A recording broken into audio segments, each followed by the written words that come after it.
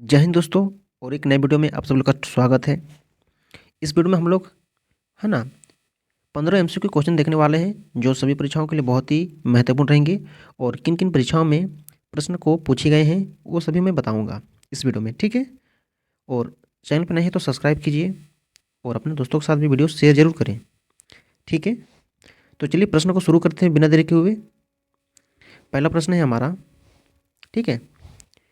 विदेशों को है ना विदेशों को भेजे जाने वाले विभिन्न संसदीय प्रतिनिधिमंडलों के लिए व्यक्तियों का नामांकन निम्नलिखित में से कौन करता है? तो इसका सही जवाब होगा आपका राष्ट्रपति, ऑप्शन सी, ठीक है, राइट आंसर। और ये एसएससी 2002 में पूछा गया प्रश्न है, ठीक है दोस्तों। चलिए आगे बढ़ते हैं। दूसरा प्रश्न है, ठीक है। राष्ट्रपति द्वारा लोकसभा और राज्यसभा में मनोनीत सदस्यों की कुल संख्या कितनी होती है? ठीक है, तो ये आपका 14 संख्या होती है, ठीक है। ऑप्शन नंबर ए 14, ठीक है। और ये जो एसएससी 2013 में पूछा गया प्रश्न है और आरआरबी 2019 में पूछा गया प्रश्न है, ठीक। अगला 3 नंबर, संसद के साधनों को बुलाने की शक्ति किसके पास है? तो ये बहुत ही इंपॉर्टेंट प्रश्न है। ये आपका है ना राष्ट्रपति के पास है। ऑप्शन नंबर ए राष्ट्रपति के पास है। एसएससी 2019 में पूछा गया प्रश्न है, ठीक है। अगला हमारा चौथा नंबर, ठीक है। पहले प्रश्न को पढ़ते हैं, ओके। साधन में राष्ट्रपति के विरुद्ध है ना महाभियोग प्रस्ताव पास करने के लिए कितने सदस्यों का समर्थन चाहिए? कितने सदस्यों का समर्थन चाहिए दोस्तों? तो इसका राइट आंसर होगा है ना ऑप्शन नंबर बी, सदन के कुल सदस्यों में से कम 2/3, ठीक है दोस्तों, 2/3, ठीक है, होना चाहिए। ये ऑप्शन नंबर बी आपका राइट आंसर हो जाएगा, ठीक। और ये एसएससी 2013 में पूछा गया प्रश्न है। अगला 5 नंबर प्रश्न है, ठीक। 5 नंबर प्रश्न क्या बोल रहा है? यदि भारत के राष्ट्रपति त्यागपत्र देना चाहते हैं तो वह अपना त्यागपत्र किसे देंगे? तो अपना त्यागपत्र राष्ट्रपति किसे देंगे? तो भारत के उपराष्ट्रपति को। ऑप्शन नंबर बी है ना भारत के उपराष्ट्रपति को।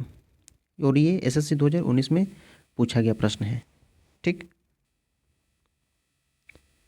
अगला 6 नंबर प्रश्न है, ठीक है। भारत के निम्नलिखित में से किस मुख्य न्यायाधीश ने कुछ समय तक भारत के राष्ट्रपति के रूप में कार्य किया? ठीक है, ये वीआईपी प्रश्न है, ठीक है, वेरी इंपॉर्टेंट प्रश्न है दोस्तों। तो इसका सही आंसर होगा है ना ऑप्शन नंबर डी, ठीक है, राइट आंसर। एम हिदायतुल्ला है ना हिदायतुल्ला, ठीक है। और एसएससी 2013 में पूछा गया प्रश्न है। अगला हमारा 7 नंबर प्रश्न है, ठीक है। 7 नंबर प्रश्न क्या बोल रहा है? भारत के राष्ट्रपति और उपराष्ट्रपति की मृत्यु की स्थिति में भारत के राष्ट्रपति के रूप में कौन कार्य करेंगे? देख रहे हैं ना, बहुत ही इंपॉर्टेंट प्रश्न है ये सब, सारा प्रश्न बहुत इंपॉर्टेंट है। तो ये कार्य कौन करेंगे? भारत के मुख्य न्यायाधीश, ठीक है, ऑप्शन नंबर सी, ठीक है दोस्तों। एसएससी 2019 में पूछा गया प्रश्न है। अगला हमारा 8वां नंबर प्रश्न है, भारत के राष्ट्रपति निर्वाचित होने के पत्र बनाने के लिए किसी व्यक्ति की आय पूर्ण होनी चाहिए, कितनी आयु होनी चाहिए? तो ये आपका हो जाएगा है ना 35 वर्ष होनी चाहिए, ठीक है, ऑप्शन नंबर डी। और ये आरआरबी 2005 में पूछा गया प्रश्न है और एसएससी 2011 में पूछा गया प्रश्न है, इंपॉर्टेंट प्रश्न, ठीक है।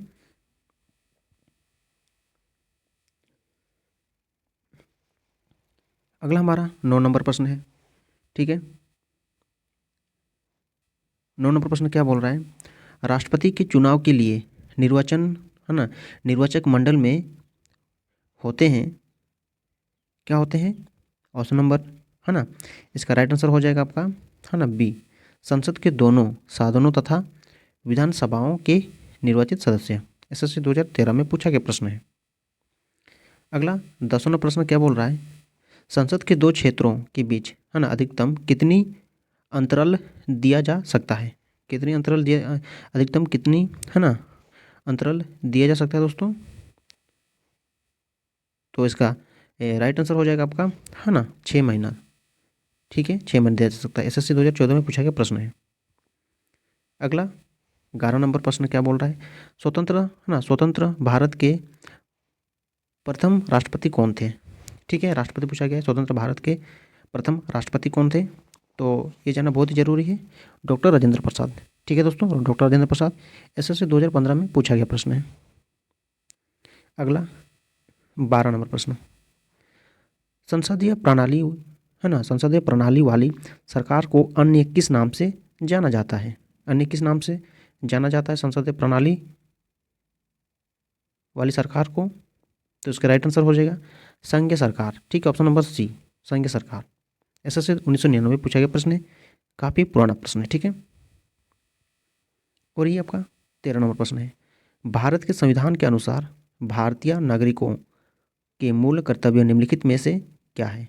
भारत के संविधान के अनुसार भारतीय नागरिकों के मूल कर्तव्य निम्नलिखित में से क्या है दोस्तों? तो इसका सही आंसर हो जाएगा आपका ऑप्शन नंबर डी। ठीक है, उपयुक्त सभी हो जाएंगे। ठीक है, उपयुक्त सभी। ऑप्शन ए है राष्ट्रगान, है ना, राष्ट्रगान, ध्वज आदि का सम्मान। ऑप्शन बी वैज्ञानिक प्रवृत्ति का विकास। ऑप्शन सी राष्ट्रीय एवं सांस्कृतिक विरासत का संरक्षण एवं परीक्षण। ठीक है, ऑप्शन नंबर डी। ठीक है, राइट आंसर। और एसएससी 2013 में पूछे गए प्रश्न है। अब हमारा 14वां प्रश्न है, यदि किसी सामान्य विधेयक पर राज्यसभा और लोकसभा के बीच गतिरोध आता है तो उसका समाधान कौन करेगा? यदि किसी सामान्य विधेयक, है ना, कोई विधेयक आता है, ठीक है, पर राज्यसभा और लोकसभा के बीच गतिरोध आता है तो उसका समाधान कौन करेगा दोस्तों? तो ये आपका संसद का संयुक्त सत्र। ठीक है, संसद के संयुक्त सत्र। ये एसएससी, है ना, 2013 में पूछा गया प्रश्न है। ठीक है, अब हमारा 15वां प्रश्न है, अंतिम प्रश्न, संसदों के वेतन का निर्णय कौन करता है? ठीक है, संसदों के वेतन का निर्णय कौन करता है दोस्तों? ये संसद करते हैं। ठीक है, ऑप्शन नंबर ए, संसद। एसएससी 1999 पूछे गए प्रश्न है। ठीक है, काफ़ी पुराना प्रश्न है दोस्तों। उम्मीद करते हैं सभी 15 प्रश्न, ठीक है, सभी परीक्षाओं में पुनः पूछे जा सकते हैं, है ना। अब बहुत इंपॉर्टेंट है सभी 15 प्रश्न। तो इसी तरह की वीडियो देखने के लिए चैनल को सब्सक्राइब कीजिए और अपने दोस्तों के साथ वीडियो को शेयर जरूर करें। ठीक है, और हाँ, इसी तरह वीडियो को जरूर देखें, आपका प्रैक्टिस भी हो जाएगा। ठीक है, जी के कमज़ोर है तो जी का भी आपका प्रैक्टिस हो जाएगा। ठीक है, फिर हम लोग अगले वीडियो में इसी तरह हम लोग 15 क्वेश्चन लेके लाएंगे आप लोग के लिए। फिर मिलते हैं अगली वीडियो में। ठीक है, तब तक के लिए टेक केयर, बाय बाय।